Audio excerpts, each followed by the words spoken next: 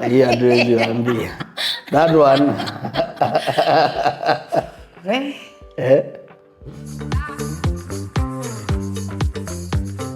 My name is Catherine Wakeo, commonly known as Fortune or Katie Fortune. I am a digital marketer and actress. My name is Wilson Mwirani, aka Jemul MC. I'm a creative and a storyteller. Telling stories keeps me happy.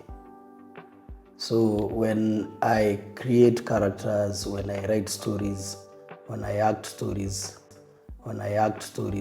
it's actually redefined my purpose every day. So it's something I want to do until my last days. That's why ukiangalia jina yangu ni Jemule Mzee. So probably in the next 10 years nitaichange kwa Jemule Mzee. Oh really? Yeah, so sasa hiyo ndakuwa na influence Mamukwanjo, my Godfather, Dawa. Yaani unajua vitu ni kujipanga, but telling stories is my vibe and it keeps me going every time. So that's where my inspirations and that's what motivates me. Yeah. It's a journey. There's no that one time that you'll sit down and say, oh yeah, I'm now a brand, because it's a journey. The minute you think you've gotten there, there's yet ahead that's more awaiting for you ahead of you, right? I can literally say that it's a journey of realization and betterment, because one, you accept positive criticism, which is not something I'm so good at. I can be very mad on set, but I'm supposed to act very happy, but I'll still do it at the end of the day. So you see, it's a journey of realizing yourself a day after a day after. And as you grow with age, you also grow in experience and in knowledge. Let me not say wisdom, but they wataanza kuniambia wisdom gani sasa. Anyway, I personally realized that I was doing acting and social media, the posting, the nini, for fun. But then when it started earning me a living, even before I had like real responsibilities, I became responsible with myself, my career, and what I can be able to do. I think that's a very good question, because the element of discipline and consistency is what determines whether you can go far or not. And sometimes as creatives, you can start doing something, then unaanza kulegea. Kitu nimelani, if you want to do it, you must do it. If you don't do it, somebody else will do it. They will not do it your way, but now what you've done by withdrawing from the game is you've created a vacuum. So that vacuum at all times must be filled. So if ulikuwa umesleki kidogo, you must always go back and reclaim your space, whatever it is. Sometimes si ungoja saa ile una feel uko inspired, uko motivated, ndio unataka kushoot video. So actually the best time to create is when you're feeling not to create. And when I discovered that, I've been creative even when I'm not feeling like I want to do a video or to create something. Because if you learn to create when you're not feeling like, then it becomes now a discipline, becomes consistent. Yeah. I would say I realized that back even before I got married is when I realized when your passion becomes your paycheck, that's when you know you're really living up to your purpose, because you're not doing it because it's a job or because you're expected to do it. It's your passion. It's something that you feel personal fulfillment from doing. So either way, this journey that you've taken, whatever anybody thinks, whatever societal norms conform to, you do not conform to them, because you know why you're pursuing it. This is your passion. This is your purpose. So that's when I realized what I'm doing, I'm on the right path.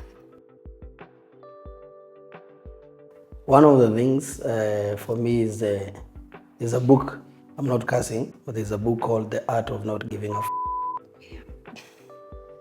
And it's a book, guys, so you can Google it. And most people don't realize their potential because they give that thing. So, and you give it to your family, your friends, your colleagues, what the society is saying. So whatever thing that you want to do, even before you do it, yourself, you have some thoughts inside you which are telling you, wase watasemaje, watu watafikiriaje ukianza. And for me, the testimony is, when I started doing those Jemolem same videos, even family members and even some friends who thought this guy has gone crazy, he's quit his job because I was your time nilikuwa nimetoka kuwa brand manager wa Nation Digital. So this guy has quit to just start doing some skits in nini. Nobody was understanding where the video online would become a big phenomenon like in Kenya, in Africa, in the world. So if I listened to those voices and some of them were very strong, I wouldn't be doing what I do. That makes me happy. So one of the key things is that if I want to do something, the only person who should give that thing is God, myself, and now that I'm a family man, that thing should not affect my family. You understand? So those are the only people who will make me give that thing. The rest, please, you can do it yourself to yourself. And that spirit has made me realize that if I want to do something, I can do it. It's only God who can stop me from achieving that. If he blesses me with the thoughts to do something, then I have that discernment to realize that I have his blessing to move. So that is one thing. The other thing is resilience. Like you can start something, sometimes you have it built up in your mind how you want it to work, but that's not how it's gonna move. So when you start going, ulikuwa unajua ni bypass. Umeenda bypass, umepata imefungwa. So lazima uingie chochoro ingine na hiyo chochoro iko na matope. So what you'll do, common sense nakwambia, mbona niingie kwa matope, sinirudi tu nitaenda siku nyingine hiyo bypass kifunguliwa. But for me it's like tatumia hiyo chum, tuaje tutoke hapo mbele tuendelee na safari. Hiyo chum inaweza kuweka hapo siku kama 2-3 ama hata miezi. But once you go back, you have trained yourself that even in future, if you find whatever road closed, you always know that tukienda tutatokea. That experience inakufanyanga ujue whatever challenges you face, you can overcome them. Don't fear them. Challenge ikikuja, there's a reason why. And like I said, through my spirituality, God trains you through challenges. If you pray for patience, God will give you something that will make you to become a patient person. If you pray for love, God will give you something that will make you to give out love, not for you just to receive. So sometimes watu huomba, unaona kama Mungu nikaa ajibu maombi yako, but ameleta hiyo kitu yako na design fulani ndio kuwe hiyo kitu unataka kuwa, so that you master the principles of the game. So those are some of the things that I've learned. For me is the best way to celebrate it. I think feel hiyo inner satisfaction and ambia God thank you. Because sometimes also you can be beholden to past success. So unaanza kusema unajua mimi ndio nilifanyaga ile, unajua mimi ndio nilifanyaga. So I think mimi nikishafanya kitu imekuja imeenda, I want now to do the next thing. Because the next thing is what will define me. That one already defined me. It set the path. I learned the ropes. Lakini sasa hii mahali naenda siwezi semanga unajua mimi video zangu ndio zilikuwa zinakulaga, hapana. Sasa hii ni nini natengeneza? What am I doing now? So for me, I feel how I celebrate success is when I'm creating. So nikitengeneza na hiyo kitu ni norm, because I review it na hiyo kitu ni norm, I celebrate, I move on to the next one. Sitakangi kuwa beholden na hiyo mazi unajua saa hii hakuna mtu mwingine anasema ni mimi. That's what is actually killing the talents of so many upcoming guys.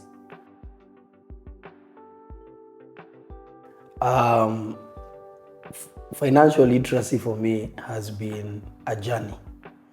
And when I say a journey is because as a young man, nilipata pesa. And at that point, the most logical decisions, basically, there's a struggle of people who don't come from families where financial literacy was taught. So unapata ulitoka place, nimeishi na shosho yangu, nimeishi na guka yangu, nikakuja tena nikaishi na madhangu. Sometimes mumelivio hand to mouth. Sometimes unaona akikopa deni, unajua zile za mtaani, enda kwa mama fulani mwambie akupatie 200 naenda chama nitamrudishia. And so your engagement in being taught how to play with money is only the usage part. wewe umeona tu do ikitumika. So kama unapata msee labda madhake ama budake ako employed, anaonanga msee analipwa, atalipa keja, alipe school fees na nini, alafu baki kama hana ganji. So hakuna mahali utasikia budako ama madhako or whoever is your guardian akiongea story ya investment ama akiongea story anataka kununua shamba ama ataka nini. It's more of usage. And that's why you see most people who came from humble backgrounds, when they get money, sometimes they can blow it off, yote ishe, ama waanze kufanya mablanda zingine because umse elewi juu ya financial literacy. And that's why for me advocate hata ECBC, I hope there is something for financial literacy because wase wengi hawajui kutumia ganji. So when I was coming up as a young man, I got money here and there, but at that point even the people you are rolling with probably ama ni uskims anasema tunafaa kuinvest, tunafaa kunini, na hiyo bado kulikuwa na perception investments ni za wase wako na do mingi.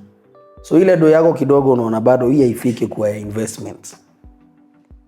So there is information probably if I had then I would make different decisions. You take me back to my early 20s, I would make very many different decisions about money. So it's been a journey getting money, blowing it off. Nini unapata tena, unafanya kitu ingine, and then your life come inakuja ikichange. For example, right now I am a family man. Sahi ukiniekea, let me give an example. If you put 100,000 to me 10 years ago, probably mimi na Castro tunaweza iblow hii weekend yote, na tukirudi Monday kama tuko na 500 shillings bado tutasurvive hiyo wiki. But right now if I get 100,000 mazee labda hata dhao sitapata kwa yodo, dhao yangu ya kwenda kujibaia kitu. You understand? Because there are things that you need to put. And then when I said also you need to know what kind of a partner you're getting into. You need somebody who is also financial savvy in terms of kama my wife will always do it, hey, we need multiple streams of income, we can do this.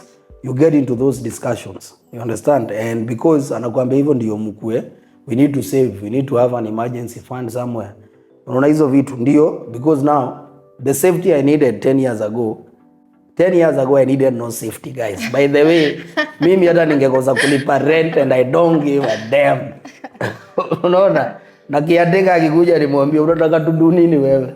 And so for me, the financial literacy right now, how I'm looking at it is more stability and having a big potential in the future. And one of the things, one of the multiple streams of income, for example, would come from trading once you fully understand it. So it becomes something, kuna kitu ingine hapo unafanya, kuna hiyo HFM pia unafanya mdogo. So you know hii itakupatia hii in the long term, hii itakupatia in the short term, hii itakusort vitu za daily zenye unafanya. So if you're able to understand that, then it becomes very easy for you to navigate through in financial storms. But there's one thing that people don't want to talk about. Most of the times you'll find you've done financial mistakes, but sometimes they are painful because utaki kuziangalia, because saa hiyo kwanza umesota, alafu nakumbuka mazee kuna time nilikuwa na mita 2 na utaki kwenda kujifanya audit uone how stupid you are and how unethical you are while you deal. So if you don't go back ufanye, the reason why people are given audit company ufanya audit ndio next year wasirudie blanda fulani. But most of us, we don't want to do that because it's painful, because at that point you have nothing. Umepigia msee umbia niweke dhao 2 na unakumbuka ulikuwa na mita 2. So hiyo pain, and that's why you see some people drinking a lot because utaki kukumbuka ulikuwa na mita 2. So the painful moment of the losses we made, it's always good to realize there's one time I did something, I got 2 meals. So what, instead of it giving you pain, inakupatia lesson, alafu pia inakupatia the power of possibility ya kujua kama nitengeneza mita 2 kumaanisha bado naweza tengeneza mita 2. Na sasa mimi ni mjanja, so unajua nikipata hiyo do vile nitafanya. Yes. Yeah, do you ambia that one? Everybody is hopeful for a better tomorrow, I'll say. And a very good example was COVID. all over the world. Even the person who was making nothing and the person who was making up to $1 million in USD a day, everybody suffered that strike, right? And no, I am not going into details. I'm just saying everybody is hopeful for a better tomorrow, yes, but handling what you have on your hands with you now, something that will help you have a better tomorrow, is better than being hopeful for a better tomorrow.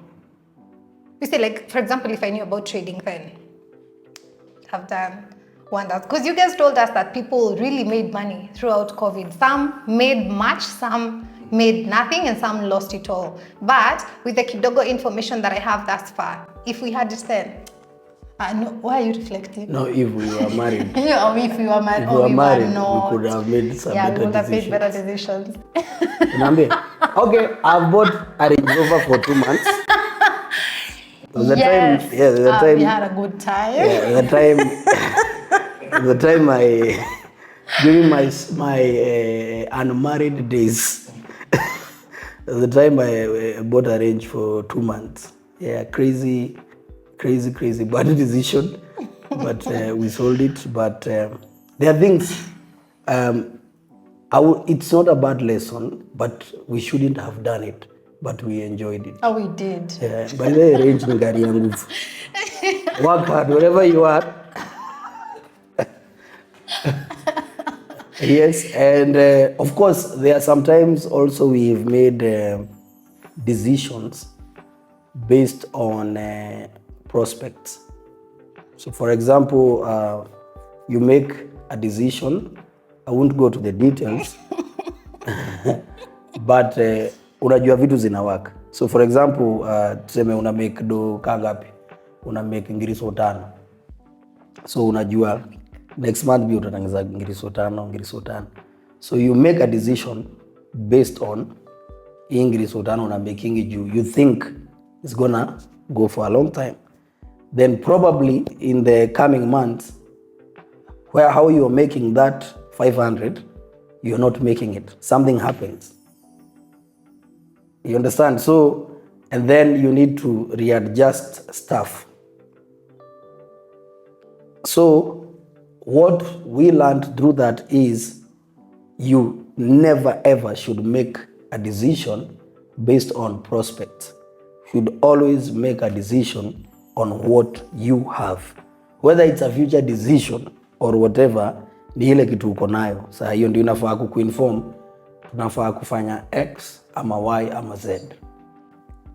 But also, just to add on to it is, part of the resilience and everything is also understanding the power of readjusting. Because most people get drained by refusing to adjust. And that's why you find some people sunk into depression, wanaingia kwa nini, because umekata, lazima uione kwa mbali like to make a decision sahi pale mbele itakuwa blanda, then you readjust, una reconfigure, then alafu sasa unasonga. Yeah. Embrace financial literacy. Ama utaumia wewe ukizeeka. Ladies, please understand the vision of the person you want to be your husband.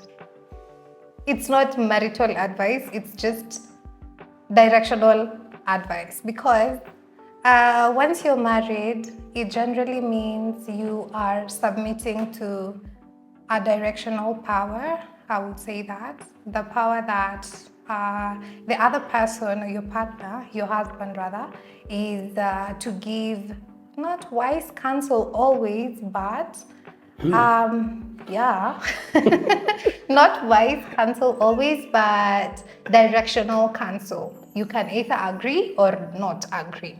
So that comes from the marriage side. Marriage, the person that I am now, you cannot separate. There's no chaff in this. It's just the person you are. And the other thing I'll say is, understand your vision and make sure you're on the same page with the other person. There might be a notch higher or a notch lower, but understand your vision so that when you come together, you align or you conform to a certain way of life or a certain direction. And believe in yourself. Believe in yourself. Whatever you know might be right, might be wrong, but believe in yourself and always, always, always, always, always, always, always train your subconscious mind to know that there's better in everything. There's better, not just in money, even in health, even in education, in how you look at things, in how you react to things. There's a better way to do things. Yeah. For me, just know that if you keep going, everything will work out. The worst thing you can do is to stop the journey or give up on the journey. When you do that, you become sick. But if you keep going, you will realize whatever God has set you to realize. The other thing is subscribe to a faith if you can. I know nowadays there are so many things and there are so many options for guys, but subscribe to a faith. And a faith, I'm saying, like when I said I'm spiritual, it keeps you going, it keeps you grounded. The other thing is live in love and in positivity. Avoid all the negative vibes. Identify them. They might be coming from the closest people you hang around with. They must be coming from your family. They might be coming from, you don't know.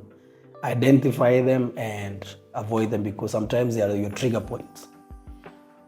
Then identify your journey and do an audit of the journey. It will give you a reflection so that you know, how do I live well today? Because also the biggest challenges that we have is we are not living our today in the best way because we are thinking about the future so much. And it's a future which you don't know what will be. And I'm not saying that people should not forecast, but whatever you have right now, are you grateful enough about it? Am I grateful about my family, my wife, my kids, what God has blessed me and I'm going with? Yes, I'm grateful. If you learn to be grateful about what people would perceive the small things that you have, it gives you a lot of satisfaction even to move forward with life. And if you have, if you're in a family setting or you're dating or whatever you're doing, just be authentic and genuine. It will make whatever you are in easier to do and easier to move with. And it will make it easier also for you to marry your goals and visions when there's that genuinity and the authenticity. So yeah, that is it. I believe life is simple. We complicate it every day. Yeah.